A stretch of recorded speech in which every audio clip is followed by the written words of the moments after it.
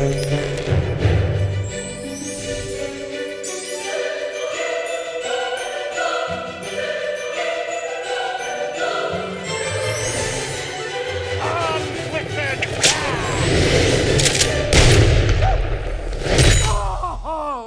know, amongst all the craziness, the inappropriate jokes, the raunchiness, I always walk away from these movies with some type of like moral lesson in my life. Like I literally called my best friend when I got out of the movie just to say what's up to him because it does kind of bring. It makes you emotional. You know what I mean? Situation.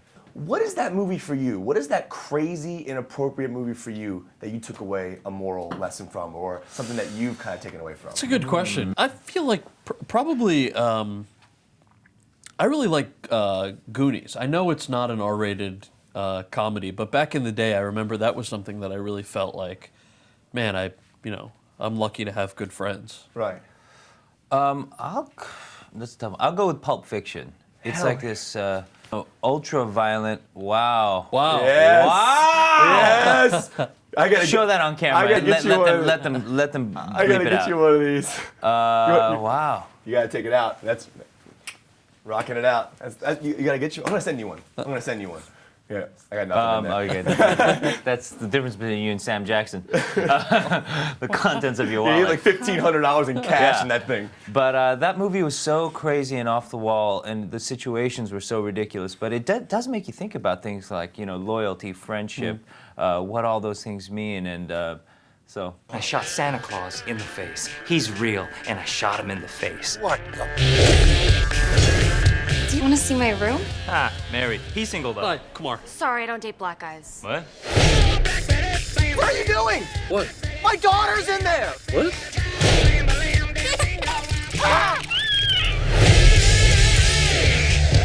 Neil Patrick Harris. Welcome to heaven. I'm Jesus. Jesus Christ. I practically run this place. Oh, for reals? I mean, my dad owns it, but I'm kind of number one. You're one of those. Congratulations on the film. Thank you. When I was in college, I sat in a dark theater and watched the first Harold and Kumar. Didn't know you were in it. Nice. I had no clue. It was one of the biggest surprise cameos of all time. Nice. So I still think it might be the best cameo ever. Awesome. I wanted to ask you, if you could take that cameo, hypothetically, and throw it in a classic film, one of your favorite movies of all time, and be in that film as that cameo, what would it be? Good question. Maybe Waiting for Guffman. Why? Why that particular one? I don't know. I just love that movie, and I would love to sort of see how the ensemble in that cast would interact with someone like NPH in that movie. That'd be like the funniest thing ever. That would be random. You should totally do that. But I'm just trying to get in a Christopher Guest film, so yes. Waiting for Guffman will probably be my answer to most of your questions. Every question I'm going to ask. We'll see. Watch out!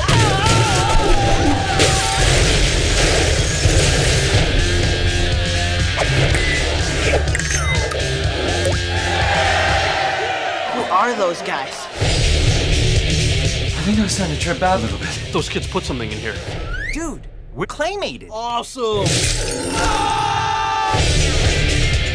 Oh my god! This is like that scene from A Christmas Story. How did this happen? Oh, is it? Is it like the scene from Christmas Story? I'm sorry, dude. Just walk it off. At the beginning of the film, I love your characters. He's going through this struggle because he's trying to please his wife's father, and he ultimately kind of judges you at first without kind of really knowing who you are. Right.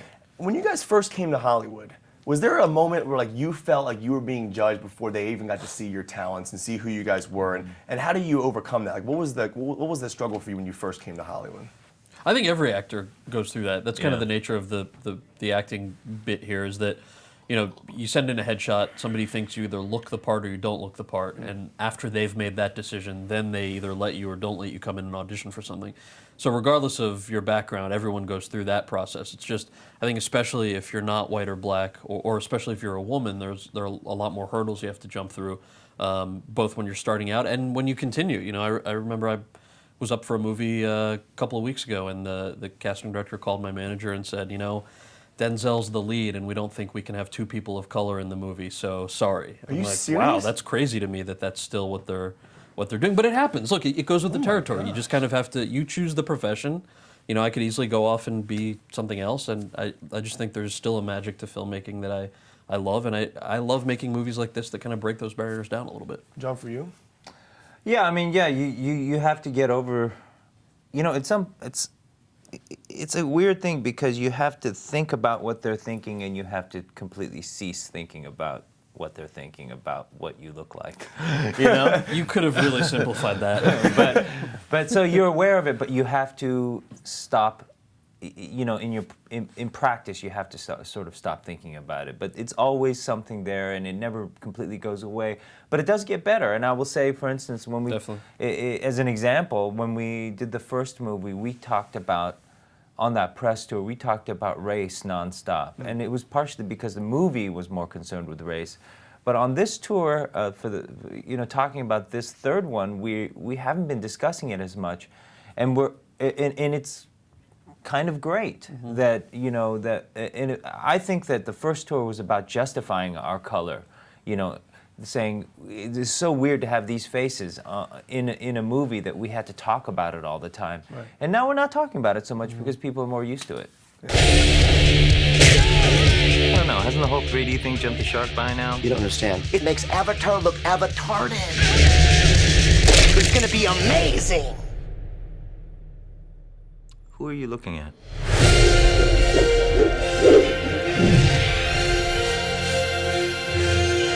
I read, obviously, you know, this Harold and Kumar it changed your career, essentially. Like, it changed who you are as an actor. You've gotten so many amazing roles. You had a great past career, now you have an amazing present career. And, you know, I wanted to ask you, how random of a choice was it to take that role? And do you find yourself now making more random choices to take that next surprise leap in your career? The choice sort of found me. A friend of mine called and told me that, am I in this movie? And I said, I had no idea what he was talking about. And he said, dude, I'm auditioning for some movie and there's a part that says Neil Patrick Harris. You should call your agents and find out what's going on. So it was very random, but certainly not my choosing. Once it happened, I got really conscientious about how I was being portrayed, and like I wanted it to be, I don't know, it's weird when you're playing yourself, even an extreme version of yourself, that you're not the butt of the joke, and that you're also not thinking that you're so cool that you can like make light of yourself. It's like a real weird fine line.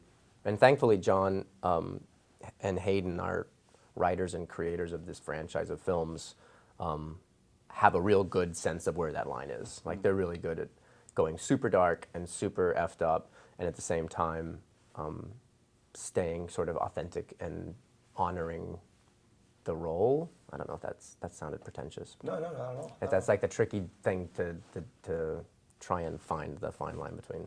We wish you a Merry Christmas. How are you still alive? What are you talking about? We saw you get shot. In that whorehouse? In Texas. You branded a prostitute. Remember?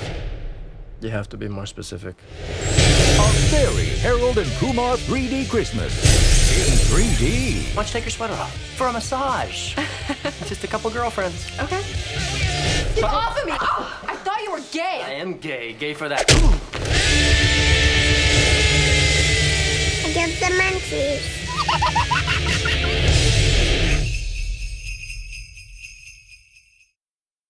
Do you find yourself choosing your roles differently now that you're a parent? Because I mean, this is insane. It's funny that you asked that because I don't, and I have been thinking about should I. I mean, our kids are so young that they're not even watching TV until they're 2, and so I haven't even given that any thought. But I would assume that if they saw a movie like this, that they would, by the time they saw it, that they would get that it wasn't like their papa doing something for real, but that it was a comedy and that I was playing a role. So I like to make choices where I get to do movies for kids, a la Smurfs or things like that. But I play to odd demographics all the time.